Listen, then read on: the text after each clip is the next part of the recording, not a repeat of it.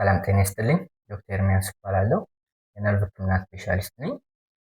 ይህን ሰሞን ስለ ህመም እያወራን ነበረ። ህመምን በሰፊው በሁለት ከፈልን። አጭር ጊዜ የሚቆይ፣ ረጅም ጊዜ የሚቆይ ብለን ማለት ነው። ይሄ አጭር ጊዜ የሚቆየው ከ3 ወር በታች ማለት ነው። ከዚህ ፊት አየን ወገብ፣ እግር፣ አንገት እንደዚህ። ሁለተኛ ደግሞ ረጅም ጊዜ የሚቆይ ብለን አወራን። ረጅም ጊዜ የሚቆይ ደግሞ በሁለት ከፍል ናቸው። የመጀመሪያ አይነት ብለን ሁለተኛ አይነት ብለን ከፍለናቸዋል።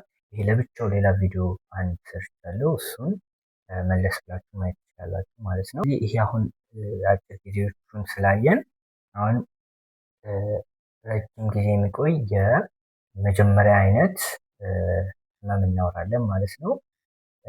በዋነኝነት ወገብ አብዛኛው ሰው አመም የሚለው ስለሆነ ስለሱ እናወራለን ማለት ነው። እና ክሮኒክ ፕራይመሪ ሎወር ባክ ፔን እንለው ማለት ነው። ምንድን ነው ክሮኒክ ፕራይመሪ ሎወር ባክ ፔን ከሚለው ስንጀምር ታካሚው ረጅም ጊዜ የሆነ የወገብ ህመም ይኖረዋል። ምክንያት እንፈልጋለን። ምርመራዎች ኤምአርአይ፣ ምርመራ እንደዚህ ይላካል። ግን ግልጽ የሆነ ምክንያት አይገኝም። ዝም ብሎ ከእድሜ ጋር የተያዙ ለውጦች ሊኖሩ ይችላሉ። በአጠቃላይ ጀነሬቲቭ ስፖንዲሎሲስ የሚለው ነገር ሊኖር ይችላል። እነሱ ምክንያት ሊሆኑ አይችሉም። ምክንያቱም ጤነኛም ሰው ላይ ዝም ብለን ከመንገድ ላይ ማንስተን ይህን ኤምአርአይ ብንልክ እንደዚህ አይነት ነገር ሊኖራል።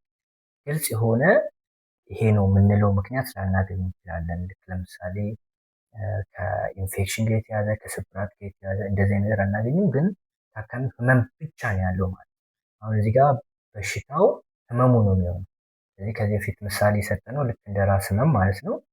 ፕራይሜሪ ሄዴክ የምንለው አለ። ሰከንዳሪ የምንለው ጭንቅላት ሆነ ጉዳት ሲኖር ያበጠ እጢ ነገሮች ካሉ ማለት ነው። ምንም ነገር ሳይኖር ግን ህመም ብቻ ካለው እዚህ ጋር ፕራይሜሪ ሄዴክ እንላለን። ይህም ተመሳሳይ ነው ማለት ነው።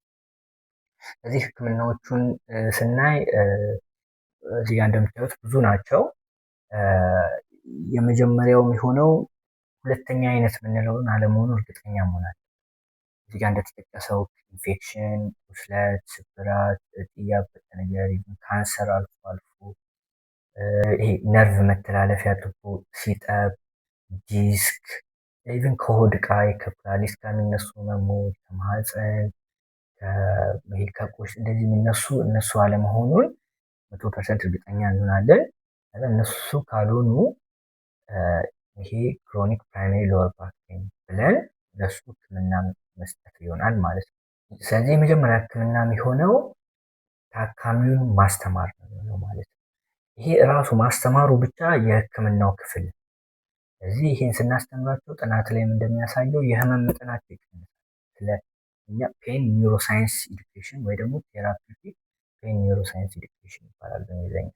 ስለዚህ ስራዬ ብለን ታካሚን ቁጭ አድርገን ማስተማር ስራ ነው የሚሆነው ማለት ነው። ስለዚህ ስትነግሯቸው ታካሚዎች ኦልሬዲ አስቦት የሚመጡት ነገር አለ። እነሱ ከቤት ጉዳት ኖሩ በተለይ ይባላል እና እሱን ይዘው ስለሚመጡ ከቤት ያለውን ነገር ጉዳት እንደሌለ ህመም እንዳለ መናገር። አሁን ምርመራውን ብዙ አንዳንድ ጊዜ ምርመራ ይደረጋል፣ ምንም ነገር የለም። ስለዚህ ኖርማል ናችሁ ሂዱ ወደ ቤት ይባላል።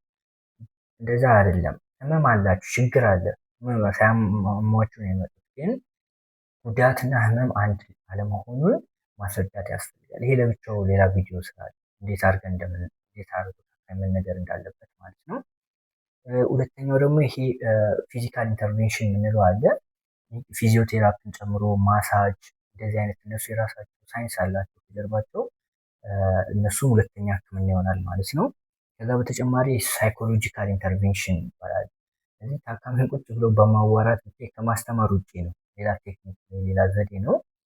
ውጭ ሀገር የራሳቸው ፔን ሳይኮሎጂስት የሚሉት አለ እና ይህም ብቻ ቁጭ አድርጎ ስለ ህመም የተያዙ ነገሮችን ታካሚ ያክማል፣ በማውራት ብቻ ይታከማል ማለት ነው።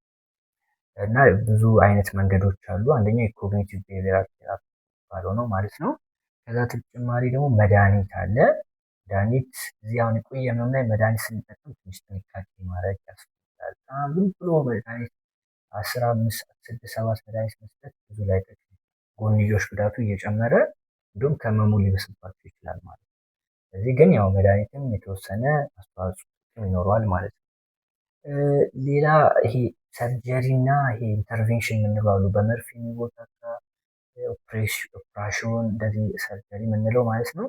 የመጀመሪያ ህመም ላይ ብዙም አይደለም፣ ጥናቶች ላይም ብዙ ጥቅምም አያሳይም። የሆነ ስፔስ ግልጽ ከሆነ እስካላገኘ የሚሰራበትን ቦታ አይታወቅም። ህመሙም እኮ ወገብ ላይ ከየቱ ጋር እንደሚነሳ ግልጽ አለ። ትንሽ ወሰብሰብ ያለ ነው። ምክንያቱ የምናወራ ይሆናል እሱ እና ይሄ የመጨረሻዎቹ የነን ሰርጂካል ኢንተርቬንሽን ሰርጀሪ ብዙም ጥቅም የላቸውም። ለፕራይሜሪ ሎወር ባክ የምንለው ማለት ነው። የሚቀጥሉት ቪዲዮዎች አንድ በአንድ እነዚህን ህክምናዎች አንድ በአንድ በሰፊው የምናወራ ይሆናል።